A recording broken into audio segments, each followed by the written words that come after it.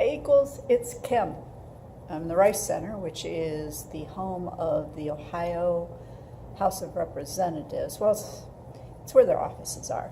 And so meetings are sometimes held here. I've been to meetings of the Counselor, Social Worker, Marriage and Family Therapist Board in this area. And today we're here for a meeting about, our interest.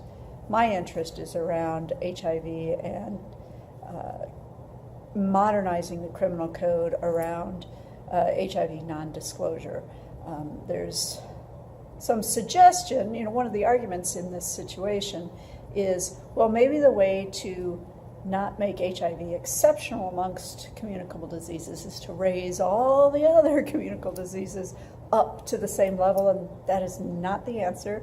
And that's kind of what we're here to talk to some folks about how it is not the answer to the problem to raise other communicable diseases, in this case particularly sexually transmitted diseases, up to the same level of felony offense as HIV.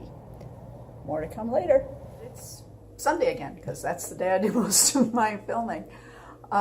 This week was rather interesting. I did a little bit of a vlog that you saw just previous to this as I waited for the beginning of an interested party meeting with a state legislator around basically the question was, how do we treat HIV non-disclosure criminalization, which by the way is a felony of 2 to 8 years for a single charge. If you put multiple charges, then it becomes 30, 40 years. For people who don't disclose to an intimate partner that they have HIV. Now, the problem that activists like myself have with that law is that it criminalizes people for that non-disclosure regardless of several things. One, intent to harm anybody else. Two, doesn't account for actual transmission. So they may not have told an intimate partner, but the intimate partner didn't get the disease. There could be a variety of reasons. There could have been safe sex practices used, person living with HIV, their viral load could have been so low that they couldn't transfer it. That's called U equals U, or undetectable equals untransmittable. There could be all kinds of reasons for that. They could have been engaged in sexual conduct that doesn't spread HIV. I'm not going to go into details of that.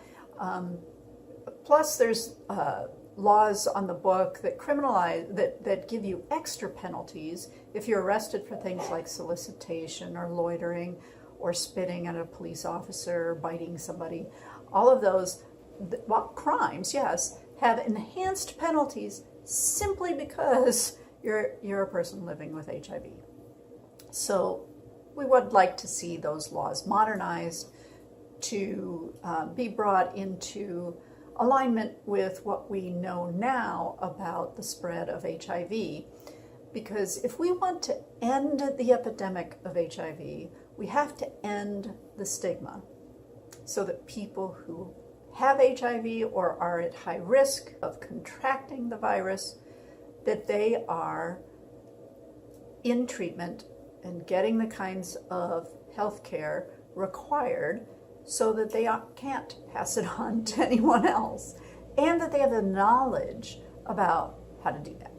So there's education, there's medication, there's access to health care, there's reducing stigma. There's a number of pieces to this. Anyway, one of those pieces is, we often get this response from people who aren't yet that familiar with what we're talking about here, HIV, criminal code modernization, is, well, okay, so they're treating HIV differently than other contagious diseases. Shouldn't we just raise all the other contagious diseases up to the same level of felony? No, the problem here is the stigma attached to this. So if you reduce the stigma, you can get more people into care, and that's the path to ending any contagious disease epidemic, not penalizing people, putting them in prison, because the stigma around that prevents people from getting the care, the testing, etc., that they actually need, or there is some evidence to suggest that that's true. Okay, so what was this interested party meeting about? It was about a bill that would have raised other, in this case, STDs, up to a criminal code misdemeanor. Currently, those STDs are in the public health code where they are a misdemeanor. They're not in the criminal code. And we, the Ohio Health Modernization Movement, of which I am the facilitator, were interested in talking to the legislator and her constituent who is bringing this forward about why that was a bad idea. We should not be raising any contagious disease up to into the criminal code, with the possible exception of situations where there was clear intent to pass the disease, where passage of the disease actually occurred, and that there was no attempt to not pass on the disease. So an affirmative defense needs to be available, and it currently isn't. And how you might tell an intimate partner that you have one of these communicable diseases is not clear in court. Like, can you show them a text? Do you have to have a signed document? You know, what does that notification actually look like?